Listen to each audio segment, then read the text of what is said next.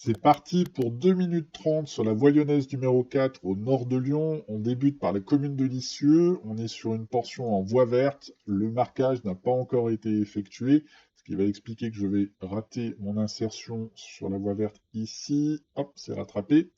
On ne devrait pas avoir un énorme flux, ça évitera qu'il y ait trop de conflits vélo-piétons. Là, on a un resto routier, il faudra faire attention aux sorties, aux entrées de poids lourds. Là, on a un automobiliste qui se prend pour un chauffeur de bus et on arrive sur un carrefour un peu délicat. Voilà, l'automobiliste s'arrête, me laisse passer, mais ils ont tendance d'habitude à couper un peu vite, ça peut être un peu dangereux. On va avoir une traversée pas tout à fait évidente, ça va un peu trop vite dans la vidéo. Hop, voilà, il y a beaucoup de gravier, c'est pas évident. On continue avec un beau giratoire à la hollandaise, une belle réalisation avec des CD de passage en faveur des cyclistes, mais malheureusement des conducteurs qui n'en tiennent pas beaucoup compte. Ça, l'infrastructure ne peut pas y faire grand-chose. On continue, on est arrivé sur la commune de Limonest, dont le maire LR a refusé, sans doute par dogmatisme, que soit installée une piste cyclable sur sa commune.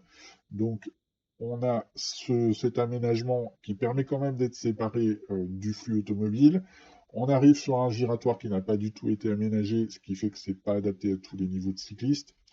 Ici, un carrefour avec beaucoup d'automobilistes qui se prennent pour des chauffeurs de bus. Ça gêne le flux des bus, ça gêne la circulation des cyclistes. Là, on arrive à Champagne-au-Mont-d'Or. On est sur une très belle réalisation.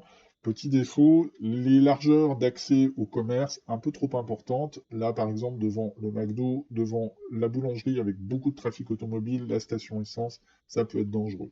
Ce feu rouge, ce double feu rouge, le cycle de feu est très long, presque 3 minutes, c'est un peu décourageant. Ici, une école maternelle, une école primaire et un peu plus loin un collège, ça peut être très pratique, ça compensera peut-être en partie le fait que la mairie a refusé que cette voie passe par la rue principale pour ne pas fâcher les commerçants, c'est dommage. Ici, on débute une pente qui fait quasiment 2 km de long avec une pente de 5%. On arrive facilement à 40 km/h sans pédaler, ce qui fait que si vous voyez les petites barrières noires qui sont à droite, ça peut être peut-être un peu dangereux. J'espère que personne ne s'en prendra une dans les genoux un de ces jours. On arrive à la fin de cette portion. On arrive sur une traversée un peu délicate. Je ne sais pas comment ce sera géré en définitive. Et voilà, cette portion n'est pas encore ouverte. Elle amène au quartier de Vèze, au cœur du 9e arrondissement de Lyon. Et à partir de là, on pourra rejoindre le centre de Lyon et tout le réseau des voies lyonnaises. Voilà, je vous remercie d'avoir suivi jusqu'ici et je vous dis à bientôt.